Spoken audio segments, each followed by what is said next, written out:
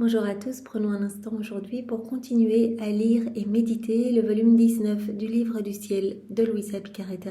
Au nom du Père qui me crée, du Fils qui me sauve et de l'Esprit Saint qui me sanctifie. Amen. Jésus, une fois de plus, nous courons vers toi, nous nous jetons dans tes bras, nous te serrons, nous t'embrassons, nous te cajolons. Nous voulons te dire d'une seule voix que tu es notre grand amour, notre grand chéri, notre adoré, notre roi adorable, notre respiration, notre vie, que nous avons besoin de toi.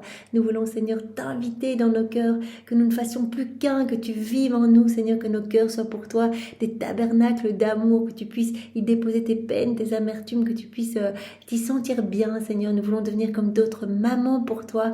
Oh Seigneur, prends nos volontés, nous te les donnons, fusionne-les à la tienne et donne-nous ta divine volonté comme vie. Oui Seigneur, que ta divine volonté soit reine en nous, qu'elle puisse tout faire, qu'elle puisse opérer et agir librement à partir de chacune de nos humanités. Oui, divine volonté, nous t'appelons, viens regarder dans tous nos regards, viens parler à travers nos lèvres, viens respirer dans toutes nos respirations, écouter à travers nos oreilles, penser à travers chacune de nos pensées, viens faire palpiter nos cœurs, viens faire fonctionner nos organes, viens bouger dans tous nos mouvements, viens agir à travers nos mains, marcher à travers nos pieds, viens prier dans nos prières, adorer dans nos adorations, souffrir dans nos souffrances, aimer dans tous nos actes d'amour. Oui, viens, divine volonté, infuser en nous la puissance du Père, la sagesse de notre Jésus chéri et l'amour et les 7 dons de l'Esprit Saint. Voilà, infuse cela en nous. Divine volonté, infuse également en nous la foi, l'espérance et la charité de notre maman chérie.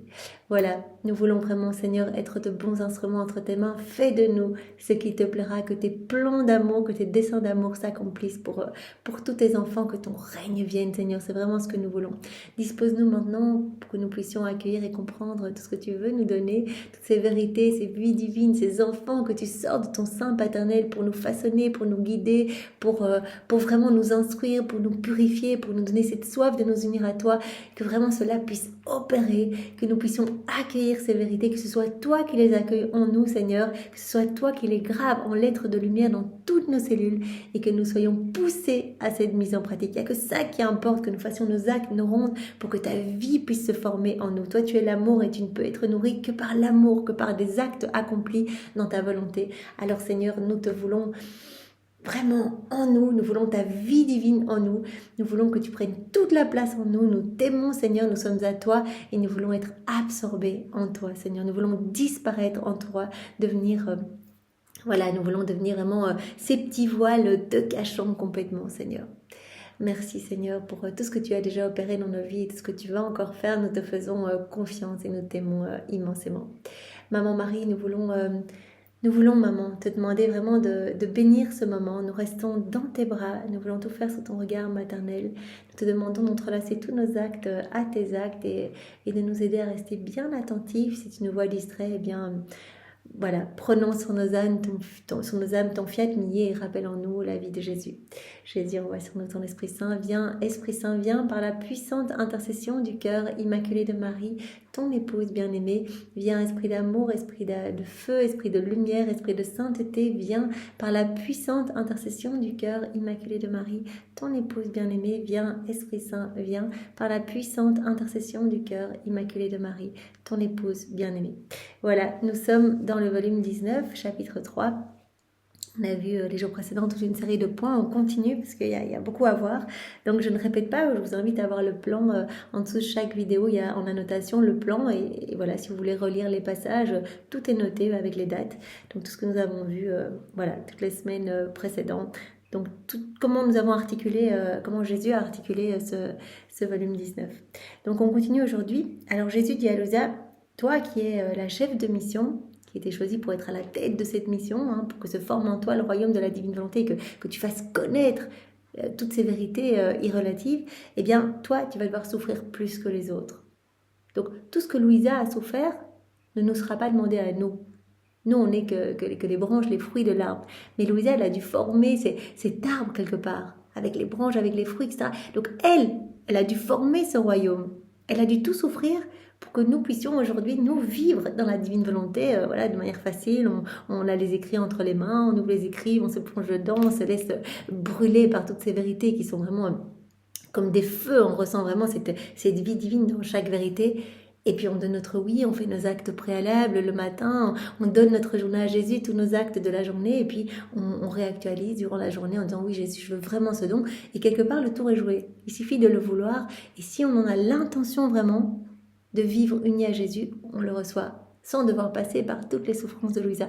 On devra évidemment crucifier notre volonté propre, c'est-à-dire à chaque acte, mourir à nous-mêmes pour laisser Jésus vivre en nous, mais il ne nous sera pas demandé comme elle de rester paralysée voilà, dans un lit, sans manger, sans dormir, etc., à passer des nuits entières à écrire, dans cette brûlure de la privation de Jésus, etc. Il ne nous sera pas demandé la même chose. Donc merci Louisa, vraiment d'avoir fait tout ça pour nous. Vraiment, nous sommes tellement heureux de vivre à cette époque et de pouvoir, voilà, tout simplement, voilà, laisser Jésus vivre en nous en donnant notre oui, en donnant notre fiat et en le répétant jour après jour, tout au long de nos journées, tout au long des heures, des minutes, en donnant notre oui, et bien voilà, Jésus s'installe et il nous donne petit à petit cette plénitude de sainteté, il nous fait grandir à sa ressemblance. Voilà, donc toi, tu es vraiment donc la première à vivre dans l'unité de la lumière de ma volonté, donc il est plus demandé à toi qu'à quiconque, eh bien des sacrifices en fait. Tu vas devoir souffrir plus que tous les autres. Donc il y a 2 passages qui vont dans ce sens. Le premier se trouve à la date du 22 août 1926. C'est à la page 136.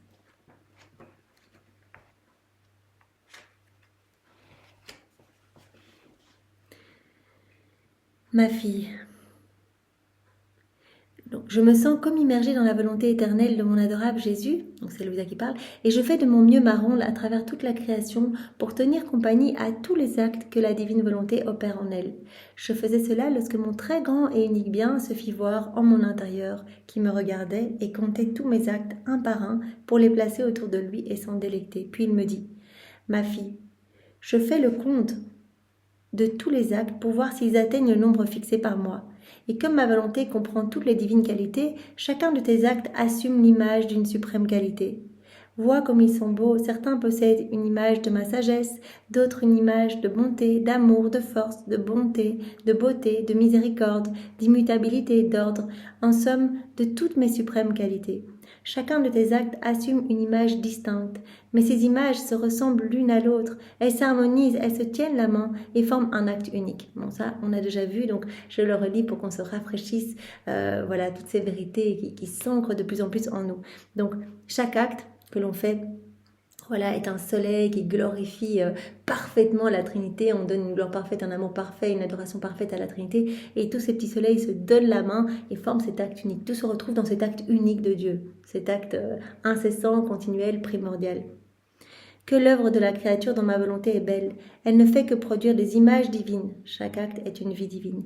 Et je prends plaisir à m'entourer de ces images pour jouir dans la créature des fruits de mes qualités. Voilà, et acte après acte, eh bien, c'est Jésus qui grandit en nous et il vient avec l'arc-en-ciel de tous ses attributs divins, de toutes ses qualités divines. Et je lui donne la vertu de reproduire davantage de mes images divines afin d'être capable de voir l'être suprême copié et imprimé en elle. Dans chaque acte que l'on fait, c'est Jésus, c'est une vie divine, c'est comme une hostie. Donc, au plus on va faire des actes, au plus cela va nous être facile d'en faire, comme de plus en plus naturel d'en faire. C'est Jésus qui, grandissant en nous, et bien qui va nous mettre en mouvement pour qu'on fasse nos rondes, nos actes, etc. Voilà. Cette âme ne fait que reproduire des images divines et je prends plaisir à m'entourer de ces images pour jouir dans la créature des fruits de mes qualités. Et je lui donne la vertu de reproduire davantage de mes images divines afin d'être capable de voir l'être suprême copié et imprimé en elle, dans toutes ses vies divines, dans tous les actes que l'on fait. C'est pourquoi je tiens tellement à ce que la créature fasse ma volonté et vive en elle pour répéter mes œuvres. L'âme qui vit dans la divine volonté devient la répétitrice des œuvres divines. On laisse Jésus faire en nous. Jésus l'a déjà fait tous nos actes, on fait toutes nos vies, il y a la version parfaite de chacune de nos vies. Et quand on fait nos actes dans la divine volonté, en fait, on unit nos actes à ceux de Jésus, ce qu'il a déjà fait pour nous. Et donc nos actes deviennent divins. Voilà. Et donc, l'âme devient répétitrice de la vie de Jésus, répétitrice de toutes les œuvres divines. Chaque acte est une vie divine. On continue avec ce qui nous intéresse ici pour ce titre. Après quoi, je me disais que la privation de mon doux Jésus est dure. On ressent une véritable mort de l'âme, comme si elle quittait notre corps. Il a toujours les mêmes membres, mais ils sont sans vie, inertes, sans mouvement et sans aucune valeur. Donc la souffrance de Louisa, d'être privée de Jésus. Cette privation de Jésus s'assimile comme à une mort pour elle. D'ailleurs, Jésus lui a dit, oui, c'est un martyr d'ordre divin. Il n'y a pas de plus grande souffrance, en fait, que d'être privée de moi. C'est ainsi que ma pauvre petite âme apparaît sans Jésus. Elle possède les mêmes facultés, mais vide de vie. Elle se sent morte, en fait, sans Jésus. Lorsque Jésus n'est plus là, la vie, le mouvement et la chaleur me quittent. C'est pourquoi cette souffrance est si pénible et indescriptible et ne peut être comparée à nulle autre. Ah, la céleste maman n'a pas connu cette souffrance parce que sa sainteté la rendait inséparable de Jésus et qu'elle ne pouvait par conséquent jamais être sans lui. Elle dit, mais ce que je vis là, j'ai l'impression que Maman Marie, elle n'a pas vécu ça parce qu'elle était inséparable de par sa sainteté, elle était inséparable de Jésus. Et moi, je souffre tellement quand je suis privée de lui, privée de sa présence physique en fait. Je pensais cela lorsque mon bien-aimé Jésus bougea en moi et me dit « Ma fille, tu te trompes. C'est être privé de moi et non la séparation qui est souffrance. Ce qui te fait souffrir, c'est être privé de moi. Mais tu n'es jamais séparé de moi. » Comme Jésus l'a dit, mais à de multiples reprises à travers tous les volumes, l'âme qui vit dans ma volonté, elle n'est jamais séparée de moi. Tout ce qu'elle fait, je le fais avec elle. Et tout ce que moi je fais, elle le fait avec moi. Donc l'âme qui vit dans ma volonté, elle est avec moi quand je travaille dans le soleil, dans le vent, dans la mer, quand les prêtres me consacrent, elle est avec moi dans les mains des prêtres, etc. Elle est avec moi dans chaque tabernacle. On n'est jamais séparés. Donc ce qui te fait souffrir, c'est juste de ne pas me voir, c'est être privé de moi, mais on n'est jamais séparés. Tu as raison de dire que cela est plus que mortel, mais cette souffrance a la vertu non pas de séparer, mais d'unir par des liens plus forts et plus stables, l'union inséparable avec moi.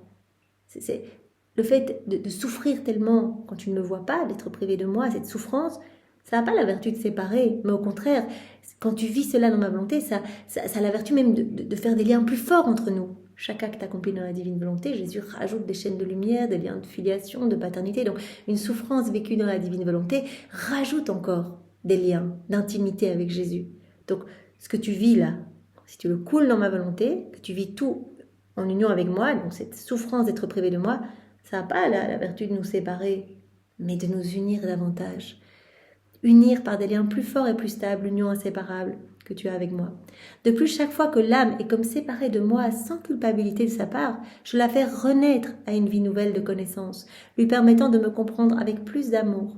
Je l'aime encore plus et je lui accorde de nouvelles grâces pour l'enrichir et l'embellir davantage. Chaque fois que tu vis ça, cette souffrance d'être privé de moi, pas séparé de moi, mais privé de moi, chaque fois que tu le vis et que tu me l'offres et que tu le coules dans ma volonté, en fait, c'est comme une renaissance pour ton âme. Tout comme chaque acte que l'on fait dans la divine volonté, c'est une renaissance.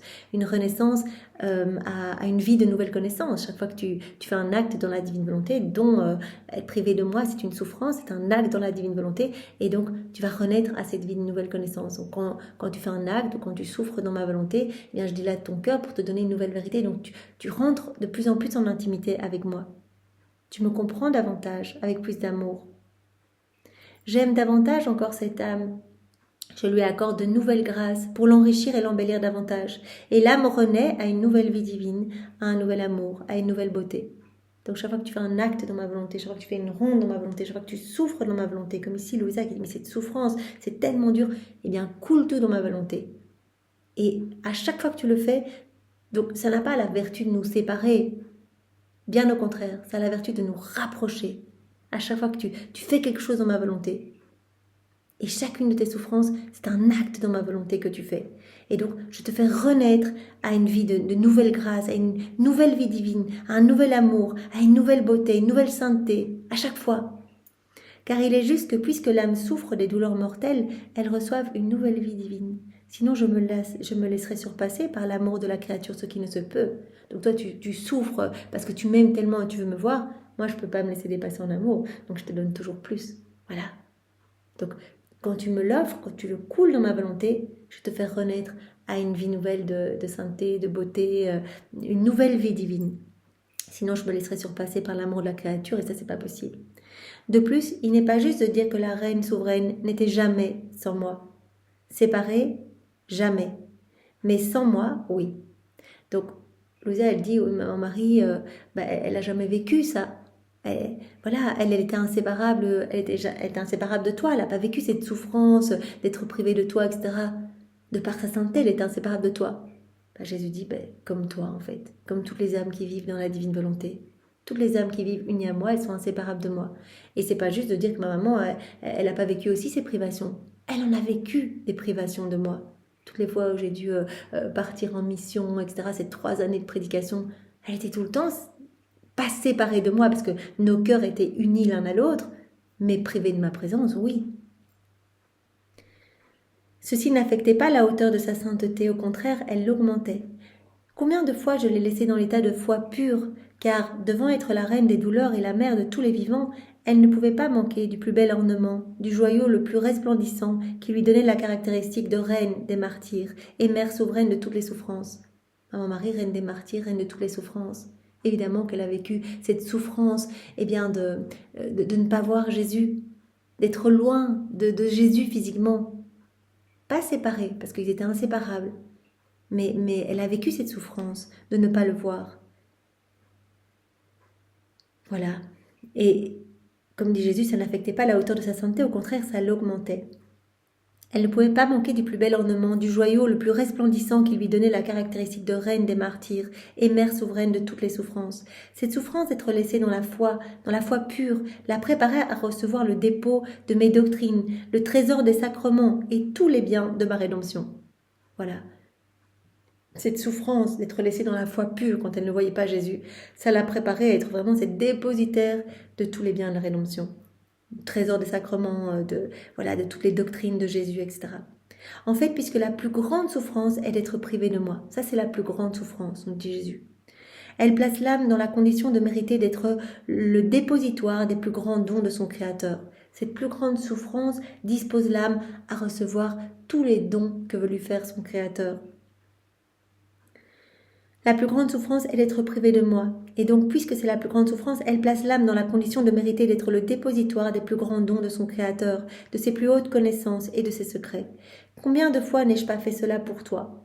Regarde pour toi aussi. Chaque fois que tu vivais ces souffrances d'être privé de ma présence, eh bien en fait, je préparais ton cœur pour te donner de nouvelles connaissances. Après une privation, je te manifestais les plus hautes connaissances sur ma volonté. Cette souffrance que tu m'offrais en fait, que tu coulais dans ma volonté, eh bien, ça te disposait à acquérir de nouvelles connaissances sur moi. Et je te faisais ainsi le dépositoire non seulement de ces connaissances, mais aussi de ma volonté elle-même. De plus, la reine souveraine, comme mère, elle devait posséder tous les états intérieurs et par conséquent aussi l'état de pure foi. Donc ne pense pas que ma maman, elle n'a pas vécu ce que tu vis là. Elle devait aussi passer par cet état de pure foi. Quand elle ne me voyait pas, ça ne veut pas dire qu'elle était séparée de moi, on était inséparables, mais quand elle ne me voyait pas, elle était dans cet état de pure foi. Donc maman Marie, c'est la reine des douleurs, c'est la reine des martyrs. Voilà, elle devait posséder tous les états intérieurs et par conséquent aussi l'état de foi pure pour être capable de donner à ses enfants cette foi inébranlable qui fait que l'on donne son sang et sa vie pour défendre et prouver sa foi. Si elle ne possédait pas ce don de foi, comment pouvait-elle le donner à ses enfants ? Donc voilà, Jésus dit à Louisa, je comprends ce que tu souffres. Ça, c'est vraiment un martyr d'ordre divin. Ma maman a souffert la même chose. Ne crois pas qu'elle ne l'a pas souffert, elle l'a souffert aussi. Ma maman, c'est la reine des martyrs. Ayant dit cela, Jésus disparut. Mais mon esprit pensait à bien des choses étranges et peut-être même insensées, et je m'efforçais de faire mes actes dans l'adorable volonté de Dieu. Mais en faisant cela, je me disais, si la vie dans le suprême royaume de la divine volonté exige autant d'attention, tellement de sacrifices, ils seront très peu à vouloir vivre dans un royaume si saint. Et toutes ces souffrances là, et puis tout ce que je vis aussi dans mon lit physiquement, etc. Si ça demande tellement de sacrifices pour vivre dans la divine volonté, il y en a très peu qui voudront y vivre. Et mon doux Jésus revint et me dit, donc Jésus va lui dire, non, c'est parce que tu as la tête de cette mission, que c'est toi qui dois, tu dois former ce royaume, donc il t'est demandé à toi de souffrir plus que ce qui sera demandé pour les âmes à ta suite, cette corde des enfants de la divine volonté. Ma fille, celui qui est appelé à être à la tête d'une mission doit non seulement embrasser tous les membres, mais régner et dominer sur eux en se constituant lui-même la vie de chacun d'eux. Toi, tu es comme la tête de tous les membres. Donc tu dois embrasser tous les membres et tu dois régner et dominer sur chacun d'eux. Tandis que les membres ne donnent pas vie à la tête, ni ne font tout ce qu'elle fait, chacun faisant plutôt ce qu'il veut. Donc tout est comme la tête. Voilà, les membres, ils n'ont pas la même mission que la tête. La tête, elle doit tout embrasser. Elle doit régner et dominer sur tous les membres. Voilà, chaque membre, il fait plutôt ce qu'il veut. Ainsi, celui qui est appelé à être à la tête d'une mission, embrassant tout ce qui est nécessaire afin d'être capable d'accomplir la tâche qui lui est confiée, va souffrir plus que quiconque et va aimer tout le monde, préparer la nourriture, la vie, les leçons, les fonctions selon la capacité de ceux qui veulent suivre sa mission. La personne qui est à la tête de la mission va devoir tout préparer. Aimer tous, préparer la nourriture pour tous, la vie, les leçons, les fonctions selon la capacité de tous ceux qui voudront suivre cette mission. Ce qui est nécessaire pour toi, tu dois former l'arbre avec toute la plénitude de ses branches et la multiplicité de ses fruits, tu dois former ce royaume en toi, ne sera pas nécessaire pour tous ceux qui devront simplement être la branche ou le fruit, enfin nous quoi. C'est pas nécessaire pour nous de souffrir comme Louisa. Nous on ne doit pas former ce royaume. C'est Jésus qui va le former en nous, mais nous on a déjà, hop, on ouvre les écrits du ciel et on accueille et on laisse Jésus faire tout en nous. Louisa elle a dû souffrir beaucoup pour former ce royaume et pour nous en ouvrir les portes. Leur tâche, donc nous, leur tâche sera de rester juste incorporés à l'arbre afin de recevoir les humeurs vitales qu'il contient, c'est-à-dire de se laisser dominer par ma volonté sans jamais donner vie à leur vouloir, en quoi que ce soit, intérieur ou extérieur. De connaître ma volonté et de la recevoir comme leur propre vie afin de la laisser accomplir sa vie divine. En somme, de laisser ma volonté régner et dominer en règne. Nous, on a juste une chose à faire, on reste accroché à l'arbre. On se laisse dominer par la divine volonté, on ne donne jamais vie à notre volonté. Ça va être juste notre mission, c'est d'essayer de réprimer notre volonté. Tout le temps, fiat Seigneur, que ta volonté soit faite, ce que tu veux, je le veux moi aussi. En toute situation, que ce soit des situations faciles ou difficiles, j'accueille tout Seigneur. Je te fais confiance, que ta volonté soit faite. Voilà. Et nous plonger dans les écrits du ciel. La connaissance, on ne peut pas désirer ce qu'on ne connaît pas, donc la connaissance va nous donner cette soif de recevoir ce don et de le demander continuellement. La connaissance est très importante. Donc nous, il ne sera pas demandé la même chose que Louisa, qui doit former l'arbre avec les branches, les fruits. Nous, on devra juste être comme ces petites branches, ces petits fruits, en fait, on doit juste rester incorporé à l'arbre pour être alimenté de ces humeurs vitales, en fait. Voilà. Rester notre volonté fusionnée dans celle de Jésus. C'est de ne pas donner vie à notre volonté propre et voilà, nous plonger dans ces écrits du ciel pour connaître la divine volonté, pour la recevoir comme notre propre vie, pour la laisser accomplir sa vie divine. Donc laisser la divine volonté régner et dominer en règne en nous. Nous, il ne sera demandé que cela. Pas toutes les souffrances qui ont été demandées à Louisa pour former ce royaume pour nous. Ainsi, ma fille, celui qui doit être à la tête a besoin de souffrir, de travailler et de faire tout seul tout ce que les autres feront ensemble. Voilà, elle va tout souffrir, Louisa. Elle a dû tout souffrir pour nous ouvrir les portes. Merci, les portes sont ouvertes. C'est ce que j'ai fait parce que moi j'étais la tête. Jésus dit, moi aussi j'ai dû tout souffrir parce que moi j'étais à la tête de la rédemption. Je peux dire que j'ai tout fait par amour pour tous, pour leur donner la vie et les mettre tous en sûreté. Et maman Marie, voilà, c'est une mission d'être la co-rédemptrice, la mère du Verbe incarné. Eh bien, ma maman aussi, elle a dû tout souffrir. La Vierge Immaculée également, parce qu'elle était la mère et la reine de tous, combien n'a-t-elle pas souffert? Combien n'a-t-elle pas aimé et travaillé pour toutes les créatures? Personne ne peut prétendre nous égaler, que ce soit en souffrance ou en amour. Donc toi, tu vas devoir souffrir plus parce que tu as la tête de mission. Voilà, vous vous rappelez les 3 missions, l'humanité de Jésus, maman Marie et Louisa, les 3 missions. Et Jésus dit, moi et ma maman, on a tellement souffert, il n'y a personne qui peut nous égaler en souffrance. Eh bien, toi aussi, parce que tu as la tête de cette mission de faire connaître le royaume de la divine volonté, il te sera demandé plus de souffrance à toi.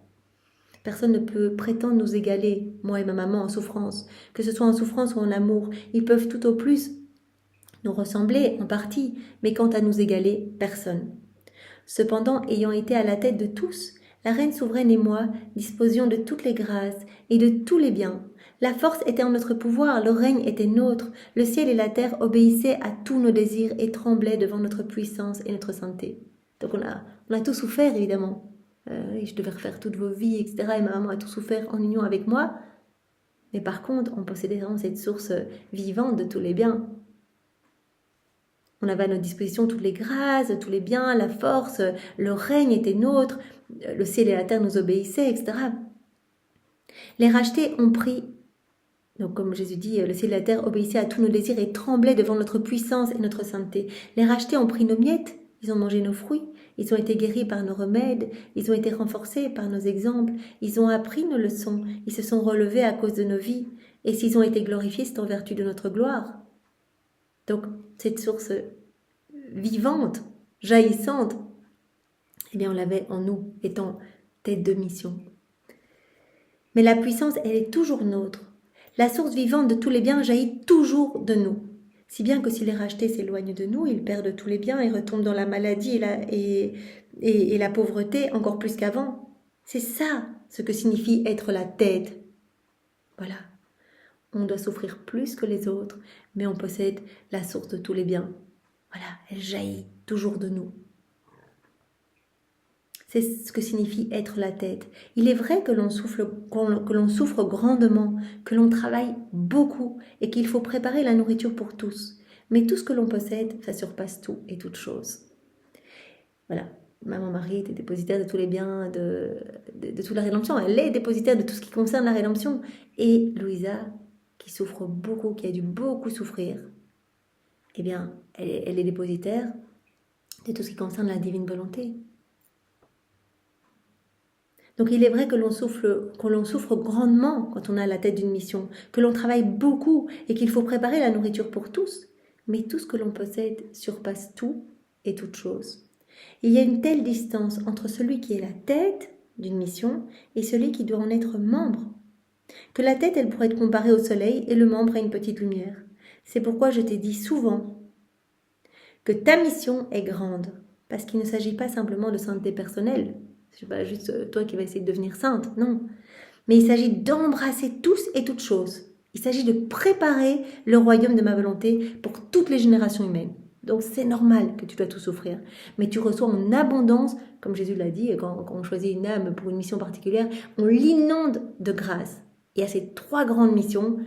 Et donc, Maman Marie a reçu des grâces à non plus finir, mère de grâce, de sainteté, de puissance, de beauté, etc. Louisa aussi, inondée de grâce, la visite de Jésus tout le temps, toutes ces connaissances qui lui ont été données. Voilà. Donc, il a été demandé beaucoup plus à Louisa de souffrir parce qu'elle est la tête de cette mission. Donc, ta mission, elle est grande, je te le dis souvent. Il ne s'agit pas simplement de sainteté personnelle, mais d'embrasser tous et toutes choses et de préparer le royaume de ma volonté pour toutes les générations humaines. Alors, il y a un autre passage qui va dans ce sens, à la date du 8 juillet 1926, c'est à la page 103.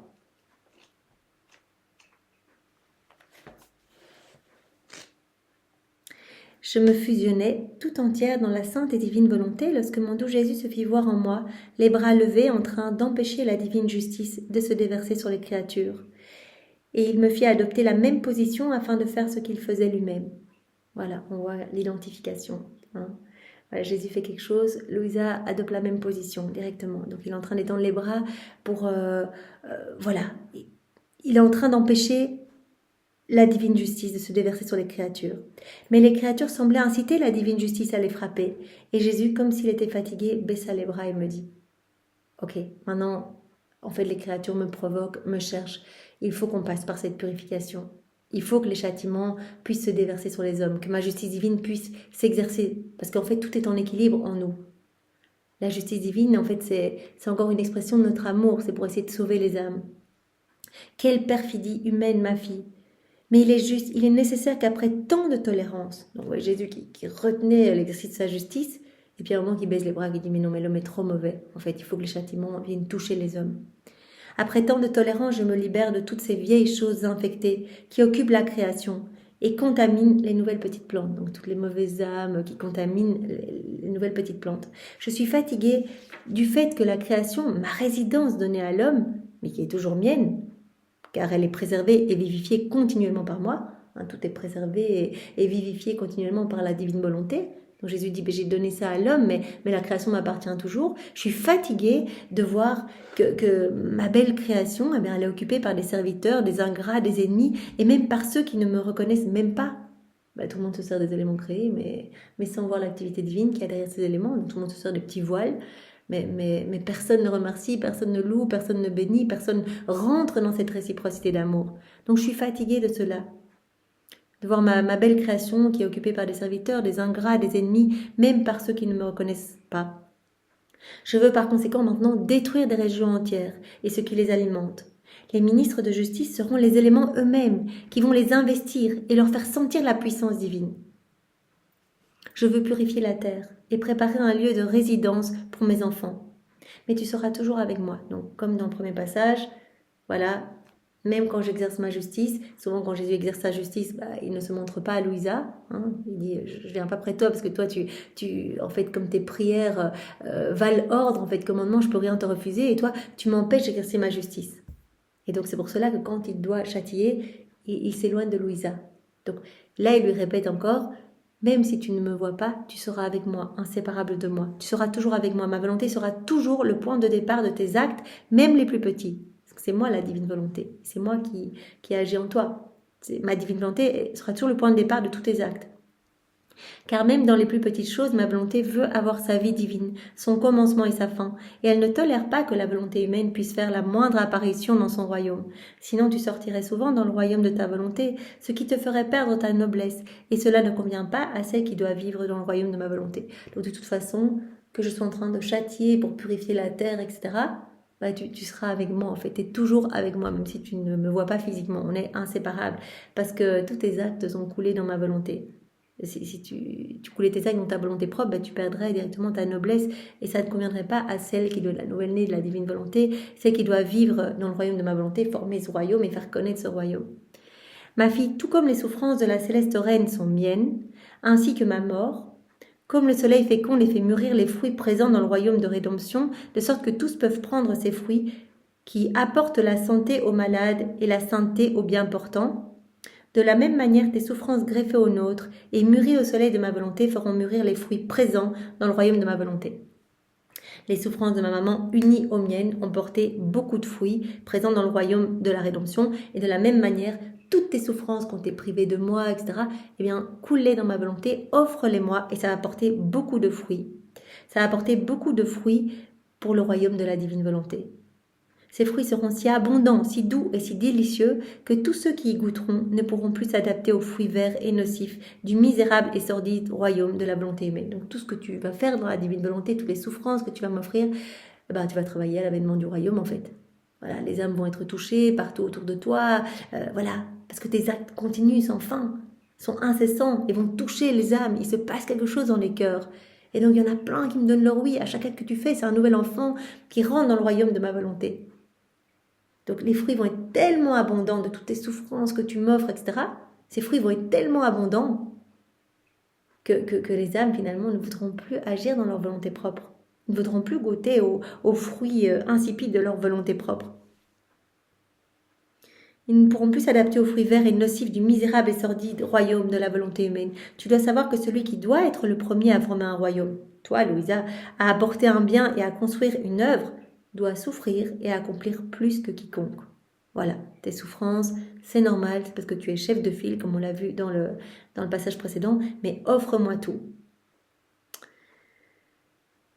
Voilà, celui qui doit être le premier à former un royaume, apporter un bien, à construire une œuvre, doit souffrir et accomplir plus que quiconque.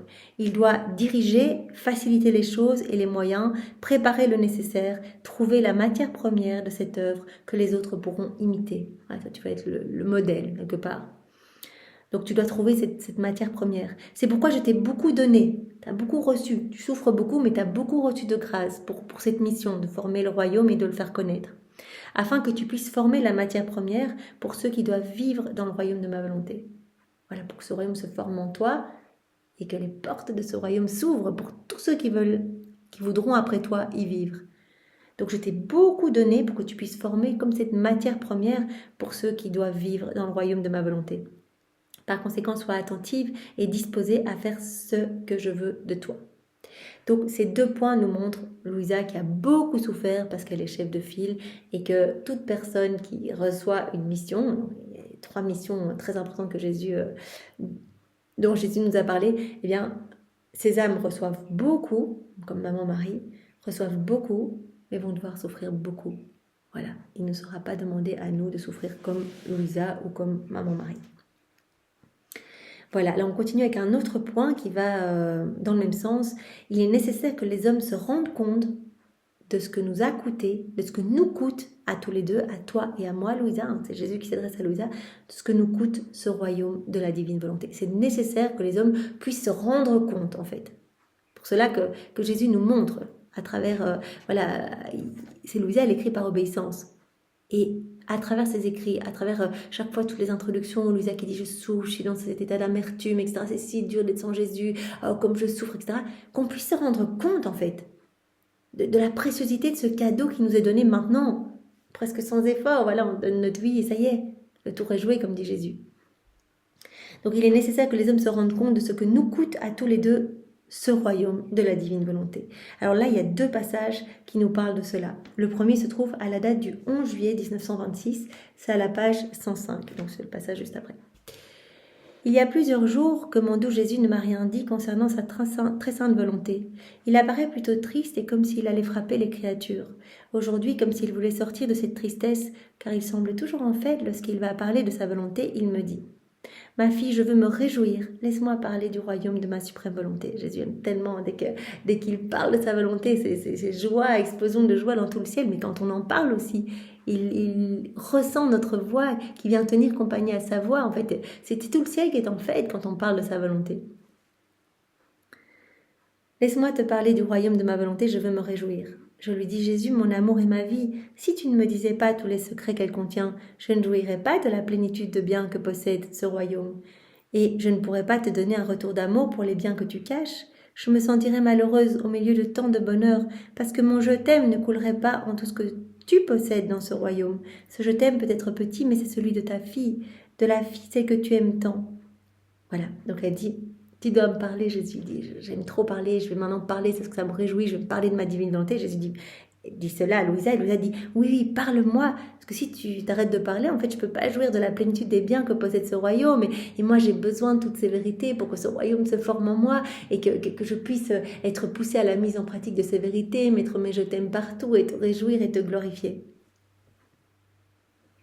Et Jésus, reprenant mes propres paroles, me dit: ma fille, tu dis toi-même combien la connaissance est nécessaire. Donc Jésus va ici montrer que la connaissance, et il va accentuer le fait que la connaissance des souffrances de Jésus et des souffrances de Louisa pour former ce royaume est nécessaire pour chacun de nous, pour qu'on puisse en mesurer la préciosité de ce royaume que Jésus veut nous donner. La connaissance est nécessaire, elle est nécessaire pour toi plus encore que pour les autres. Tu dois savoir que pour former le royaume de rédemption, ceux qui se distinguèrent le plus dans la souffrance furent ma maman et moi. Donc, pour former le royaume de la rédemption, Jésus parle à nouveau des souffrances. Pour le royaume de la rédemption, ceux qui ont le plus souffert, c'est moi et ma maman. Ma maman et moi. Et même si apparemment elle ne souffrit aucune des douleurs que connurent les autres créatures, à l'exception de ma mort que tous ont connue et qui fut le terrible coup fatal pour son cœur maternel et plus grand que la mort la plus douloureuse puisqu'elle possédait l'unité de la lumière de ma volonté qui perça son cœur, non seulement des 7 glaives rapportés par l'Église, mais de tous les glaives des péchés et des souffrances des créatures qui martyrisaient terriblement son cœur maternel. Donc, ce que Jésus nous dit ici, voilà, pour le royaume de la rédemption, ma maman et moi, nous sommes les 2 personnes qui avons le plus souffert. Même si ma maman extérieurement, par rapport à d'autres créatures, on voit des personnes vraiment qui vivent des choses horribles, etc., elle ne semblait pas souffrir, et que l'Église lui reconnaît juste 7 glaives dans le cœur. Effectivement, elle a eu ce coup fatal à ma mort, mais en fait, parce qu'elle possédait la divine volonté comme vie, parce qu'elle possédait l'unité de la lumière de ma volonté, en fait, toutes les souffrances de toutes les créatures étaient en écho dans son cœur. En fait, elle nous a vus à travers les siècles et chacune de nos souffrances, c'était un glaive dans son cœur. Donc, ce n'est pas 7 glaives, c'est des milliards et des milliards de glaives. Toutes nos petites souffrances, nos larmes, etc., elle les a ressenties. Et tous nos péchés, ça a été des glaives aussi dans son cœur, parce que ça a causé une mort à Jésus. Donc, Jésus dit, parce qu'elle possédait l'unité de la lumière de ma volonté, ça n'a pas été 7 glaives, mais des milliards et des milliards de glaives. Parce qu'elle vous a vu à travers les siècles. Et ma maman, c'est la reine des douleurs. Et elle a pris toutes vos souffrances en elle. Elle a englobé toutes vos souffrances en elle. Cela n'est rien encore. Cette lumière lui apportait aussi, donc la lumière de l'unité de ma volonté, lui apportait aussi toutes mes souffrances à moi. Mes humiliations, mes tourments, mes épines, mes clous et les souffrances les plus intimes de mon cœur. Toutes mes souffrances à moi se répercutaient en elle. Était déposée en elle, elle qui est dépositaire de tout ce qui est relatif à la rédemption. Donc Jésus venait déposer tout en sa maman, ses larmes, ses souffrances. Et Jésus a vécu cette passion intérieure, déjà pour refaire tout l'intérieur de l'homme. Les 30 premières années de sa vie, il a refait tous nos actes déconnectés de la divine volonté, mais c'était des morts continuelles. tout se déchirait à l'intérieur de Jésus. Toutes des souffrances, une passion intérieure imposée par sa divinité à son humanité. Et Marie vivait tout en lien avec Jésus, leurs deux cœurs unis. Donc toutes ces souffrances se déversaient en la Vierge Marie. Les souffrances de Jésus se déversaient en la Vierge Marie. Plus toutes nos souffrances à chacun de nous qui se déversaient en elle aussi, parce qu'elle possédait la divine volonté comme vie. Elle possédait l'unité de lumière de la divine volonté. Voilà, toutes les souffrances les plus intimes de mon cœur se déversaient en son cœur. Le cœur de ma maman était le vrai soleil. Personne ne peut voir cette lumière, mais elle contient tous les biens et tous les effets que la terre reçoit et possède. Et l'on peut même dire que la terre est comme enclose dans ce soleil. Donc maman était comme ce vrai soleil. Hein. Le soleil possède tous les effets, tous les biens, tous les effets que la terre reçoit et possède. On peut même dire que comme la terre est comme enclose dans le soleil. Eh bien, parce qu'elle possédait cette unité de la lumière de la divine volonté, toutes les souffrances étaient en elle en fait. Toutes les souffrances étaient en écho dans son cœur. Toutes les souffrances la perforaient de glaive, toutes nos souffrances. Dès qu'on souffre pour quelque chose, glaive dans le cœur de Marie, ainsi que nos péchés et toutes les souffrances de Jésus. Donc, c'était des milliards de glaives. Donc, c'était vraiment le vrai soleil.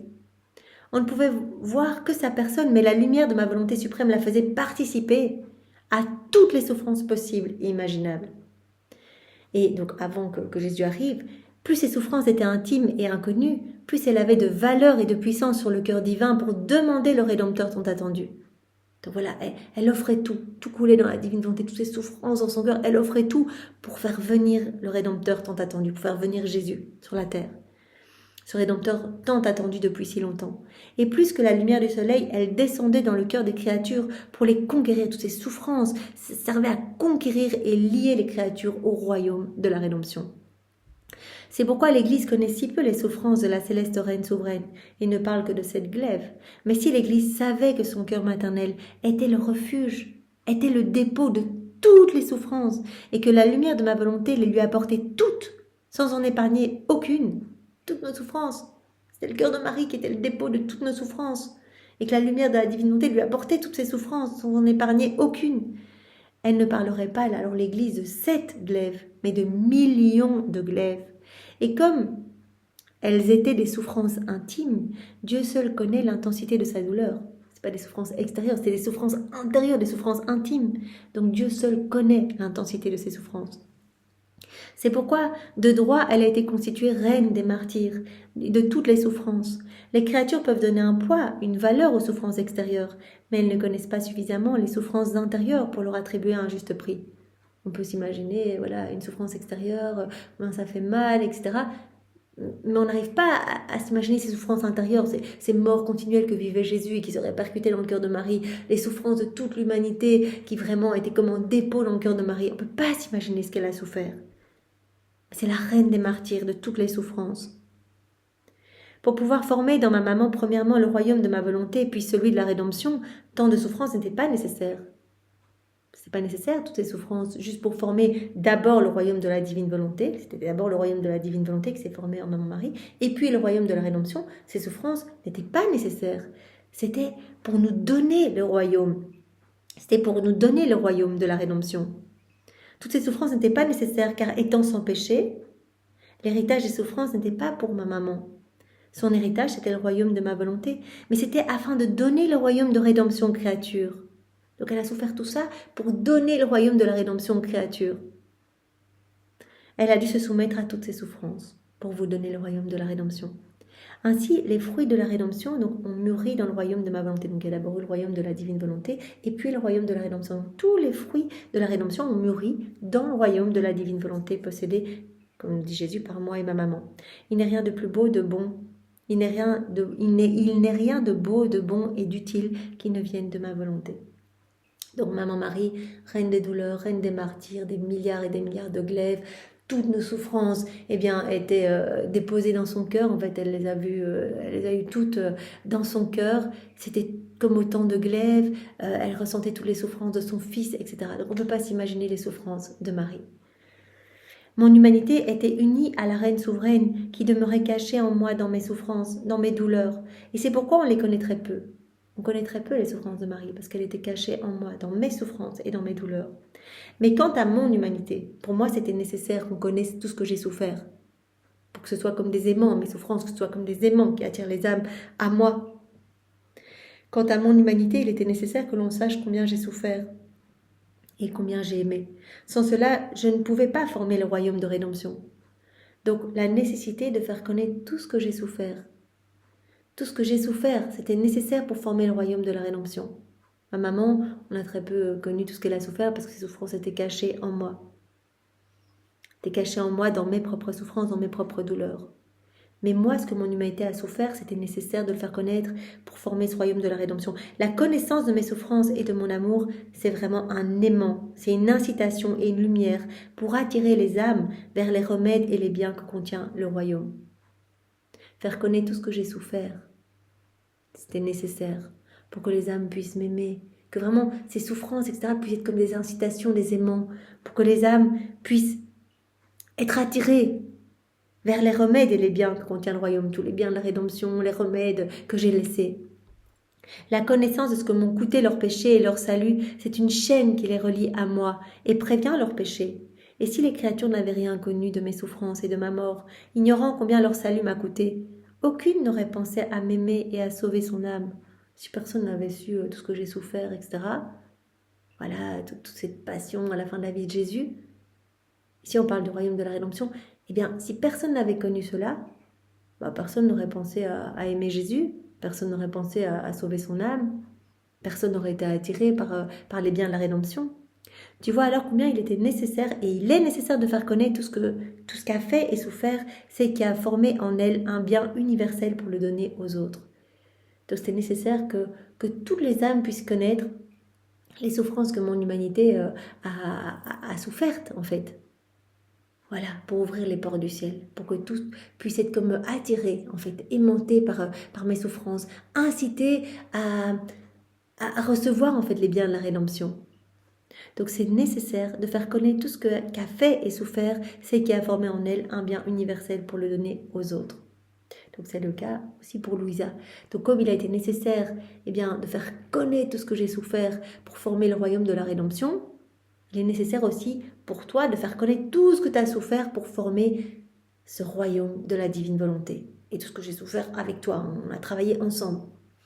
Ma fille, tout comme il était nécessaire de nous faire connaître et combien il nous en a coûté de former le royaume de rédemption, il est maintenant nécessaire de faire connaître celle qu'a choisie ma paternelle bonté pour former premièrement en elle le royaume du Fiat suprême, puis sa transmission aux autres.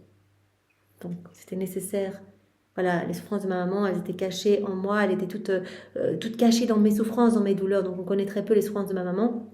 Mais c'était nécessaire que les âmes puissent se rendre compte de ce que mon humanité a souffert pour donner tous ces biens de la rédemption, pour former ce royaume de la rédemption, pour qu'elles puissent désirer être sauvées, pour qu'elles puissent venir prendre tous ces biens, tous ces remèdes, tous les sacrements, etc. C'était nécessaire de faire connaître ce que mon humanité a souffert pour former ce royaume de la rédemption. Et de la même manière, c'est nécessaire que les âmes puissent se rendre compte de tout ce que toi t'as souffert, toi qui as été choisie, toi qui est celle que notre paternelle bonté a choisie pour former premièrement en elle le royaume du Fiat suprême, et puis le donner aux autres, transmission aux autres. C'est nécessaire que toutes puissent se rendre compte de ce que tu as souffert. Tout comme la rédemption a été formée premièrement entre moi et ma céleste maman avant d'être connue par les créatures, il en sera ainsi pour le Fiat suprême. Il est par conséquent nécessaire de faire connaître combien ce royaume de ma volonté me coûte et que pour rentrer à nouveau dans ce royaume qu'il avait perdu, je devais sacrifier la plus petite de toutes les créatures, la garder clouée au lit durant plus de 40 années sans la pleine lumière du soleil accordée à tout le monde. Et c'est ça que tout le monde puisse se rendre compte, tout comme voilà pour le royaume de la rédemption, que tous puissent se rendre compte que j'ai souffert et ce que ma maman a souffert quelque part uni à moi. Mais ça c'est très peu connu, puisque ces souffrances sont cachées dans les miennes. Mais il est nécessaire pour le royaume de la divine volonté que tous puissent se rendre compte de combien on a travaillé pour former ce royaume, combien j'ai dû te sacrifier complètement, sacrifier la plus petite de toutes les créatures, en te gardant clouée au lit pendant plus de 40 années, sans la lumière du soleil dont tous peuvent jouir. Son petit cœur, donc ton petit cœur, Louisa, a été le refuge de mes souffrances et de celles des créatures. Il est nécessaire que les créatures puissent se rendre compte combien toi, tu les as aimées, défendues et que tu as prié pour chacune d'elles. Combien de fois tu t'es offerte toi-même pour recevoir les coups de la divine justice et défendre tes frères? Et combien tu as souffert de mes privations, ton petit cœur martyrisé, te faisant subir une mort continuelle. C'est nécessaire que tout le monde puisse se rendre compte de tout ce que tu as souffert et de tout ce que cela m'a coûté. Tout ce que cela nous a coûté à tous les deux pour former ce royaume, pour qu'il puisse vraiment en mesurer la préciosité. En fait, comme elle n'a pas connu d'autre vie, ni d'autre volonté que les miennes, Jésus parle de Louisa, toutes ces souffrances ont posé les fondations du royaume de ma volonté. Donc c'est nécessaire que tous puissent se rendre compte de ce que tu as souffert, parce que c'était les fondations du royaume de la divine volonté que tu as posées par tes souffrances. Et comme des rayons de soleil, ils ont fait mûrir les fruits du fiat suprême. C'est par conséquent nécessaire de faire connaître combien ce royaume nous a coûté, à toi et à moi, afin que les créatures puissent savoir combien je désire qu'il leur appartienne. Ah oui, quand on voit Louisa, on se dit mais c'est incroyable, ces années dans son lit à écrire, des nuits entières, etc. Qu'on se rende compte que c'était vraiment important pour Jésus, qu'il a passé tout ce temps à donner toutes ces vérités, tous ces exemples, etc. Parce que c'est par ces vérités que les âmes vont revenir à lui, revenir à ce but pour lesquels elles ont été créées. Voilà, l'origine, revenir beau dans les bras de notre Père éternel. Il est par conséquent nécessaire de faire connaître combien ce royaume nous a coûté à toi et à moi, afin que les créatures puissent savoir combien je désire qu'il leur appartienne. Que son coût leur en fasse connaître la valeur, qu'elles puissent l'aimer, qu'elles puissent aspirer à y entrer pour vivre dans le royaume de ma suprême volonté. Voilà, on mesure le coût de ce royaume. Tout ce que ça a coûté à Jésus, à Louisa. On se dit, mais c'est incroyable ce cadeau, je le veux et je désire ce cadeau, surtout que maintenant c'est si facile. Pour recevoir ce don, c'est si facile. Il suffit de le vouloir, on dit Seigneur, je veux vivre dans ta volonté. Ça y est, il nous donne le don. Et enfin, il nous prête sa volonté. Et alors sa volonté se niche dans nos actes sont divins, et c'est juste incroyable.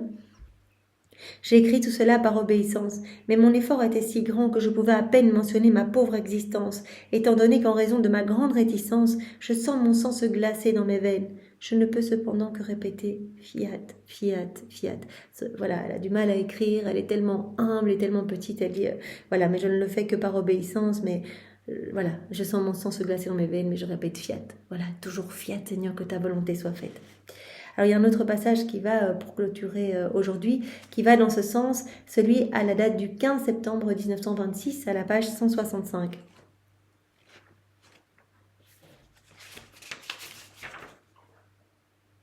Voilà, tout court.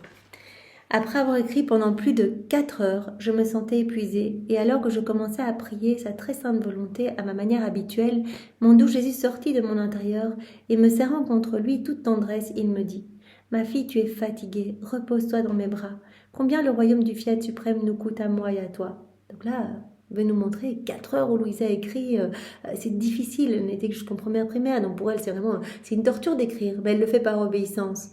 Et Jésus dit, ce ne sont pas tes écrits, ce sont les miens, tu me sers juste de tablette de lumière, moi j'écris d'abord tout dans ton âme, et puis après je te donne des enseignements oralement, et puis je t'aide à les mettre par écrit. Quand tu mets par écrit, en fait c'est ton âme qui déborde sur le papier. C'est pour ça que quand tu dois en parler oralement, tu peux dire que très peu de choses, mais quand tu écris, c'est vraiment tout ce que j'ai écrit dans ton cœur qui vient se déverser sur le papier. Donc ce sont vraiment mes écrits, mais on voit que c'est difficile pour Louisa. Elle continue. Parce que, voilà, elle dort pas beaucoup, elle est paralysée dans son lit, etc., en angle droit, avec des petits coussins dans son lit, comme, voilà, difficile, mais elle le fait. Donc Jésus veut nous montrer à quel point cela a coûté à Louisa d'écrire toutes ces vérités, et combien cela a coûté à Jésus, donner toutes ces vérités, toutes ces connaissances. Ma fille, tu es fatiguée, repose-toi dans mes bras. Combien le royaume du fiat suprême nous coûte à moi et à toi. Alors que la nuit, parmi toutes les autres créatures, certaines dorment, d'autres s'amusent, et que plusieurs vont jusqu'à m'offenser, pour moi comme pour toi, il n'y a jamais de repos. Pas de repos, on est toujours en train de travailler. Même la nuit, toi occupé à écrire, et moi à te surveiller et à te communiquer les paroles et les enseignements concernant le royaume de la suprême volonté. Et lorsque je te vois écrire, pour que tu le fasses jusqu'au bout et sans te fatiguer, je te soutiens dans mes bras. Donc, cette implication vraiment de Jésus, combien ce royaume m'a coûté, et t'a coûté à toi et à moi. Regarde quand tu écris là pendant la nuit alors que les autres ou bien font la fête ou dorment, etc. Toi, tu es là. et tu es vraiment dans cette souffrance de devoir écrire, et moi je te soutiens de mes bras, et moi je veille à tous les mots qui se posent sur le papier, parce que je bénis chacun des mots. Ces mots m'appartiennent. Je te soutiens dans mes bras pour que tu puisses écrire ce que je veux, pour être capable de donner tous les enseignements, toutes les prérogatives, les privilèges, la sainteté et les richesses infinies que possède mon royaume. Si tu savais combien je t'aime, quel plaisir je prends à te voir sacrifier même ton sommeil et ton être tout entier par amour pour mon fiat, qui désire tant se faire connaître aux générations humaines. Cela nous coûte beaucoup, il est vrai, ma fille, et pour te récompenser, presque toujours après avoir écrit, je te laisse te reposer sur mon cœur qui est submergé de douleur et d'amour. Voilà, après avoir écrit tous ces efforts, viens te reposer sur mon cœur qui est rempli de douleur et d'amour. La douleur que mon royaume ne soit pas connu, vraie douleur, et l'amour avec lequel je veux le faire connaître. Afin qu'en sentant mon chagrin et le feu qui brûle en moi, ce désir de faire connaître mon royaume, eh bien tu puisses te sacrifier tout entière et ne rien épargner pour le triomphe de ma volonté. Donc chaque fois que Louisa a écrit, qu'elle a passé toutes ces heures à écrire, qu'elle est épuisée, Jésus dit viens te reposer sur mon cœur. Et comme ça tu vas sentir dans mon cœur cette douleur que je ressens, que mon royaume ne soit pas connu, que ma volonté ne puisse pas régner en reine encore dans les cœurs. Et cet amour brûlant que je ressens, que ma divine volonté soit connue, et que en sentant cela, mes douleurs et mon amour, eh bien tu puisses continuer à te sacrifier tout entière, ne rien épargner pour le triomphe de ma volonté. Et alors que j'étais dans les bras de Jésus, la lumière immense de la divine volonté qui remplissait le ciel et la terre m'appela à faire mes actes habituels pour que mon je vous aime et mon adoration résonnent dans la création tout entière et qu'elle puisse avoir la compagnie de sa petite fille en chaque chose créée où la divine volonté règne et domine. Donc elle continue, après avoir écrit, elle se repose sur le cœur de Jésus et hop, elle fait ce qu'elle a l'habitude de faire, ses actes, ses rondes, elle met les je t'aime partout, elle donne une réciprocité d'amour à la Trinité au nom de tous. Merci Seigneur, voilà, tu nous as montré vraiment que Louisa est notre chef de mission, notre chef de file. Et donc, ce qui lui a été demandé à elle, évidemment, ne nous sera pas demandé à nous. On n'a pas à avoir peur en lisant, en se dire, d'être âme victime, crucifiée, etc. Ça ne nous est pas demandé à nous. Nous, on doit juste donner notre oui. Et vraiment, à chaque acte, eh bien, désirer vraiment que Jésus nous investisse. Demander que sa volonté puisse prendre la pleine domination de notre être. C'est ça qu'on demande. On fusionne notre volonté, on rentre dans l'humanité de Jésus, on fusionne notre volonté à la sienne et on laisse sa divine volonté tout faire en nous. Merci Seigneur, sois béni. Merci Louisa, merci Maman Marie, merci d'avoir tous les trois tellement souffert pour nous, pour qu'aujourd'hui nous puissions avoir la possibilité de reprendre cette place royale, cette place d'enfant de Dieu, cette place magnifique où tu veux tout nous redonner, Seigneur. Tu veux vraiment qu'on soit heureux, qu'on soit debout, qu'on soit revêtu de ce vêtement de lumière. Alors sois béni, Seigneur. C'est un grand oui que nous te donnons. Vraiment oui à chacune de nos respirations, à chacun de nos regards, à chacun de nos pas, à chacun de nos battements de cœur, à chacun de nos battements de cils. Oui, Seigneur, que ton règne vienne, que ta volonté soit faite et utilise-nous aussi pour vraiment, pour travailler à l'avènement de ton royaume, que nous puissions faire tout le temps des actes, que nous puissions parler de ta divine volonté, la faire connaître. Et vraiment que ton royaume s'établisse, Seigneur. C'est vraiment la seule chose que nous désirons plus que tout, que tu puisses être reconnu, aimé de tous et que tu puisses reprendre ta place au milieu de tes enfants. Sois béni, Seigneur, nous t'aimons avec ton amour. Au nom du Père et du Fils et du Saint-Esprit. Amen. Soyez tous bénis. Au revoir. Bonne journée à tous.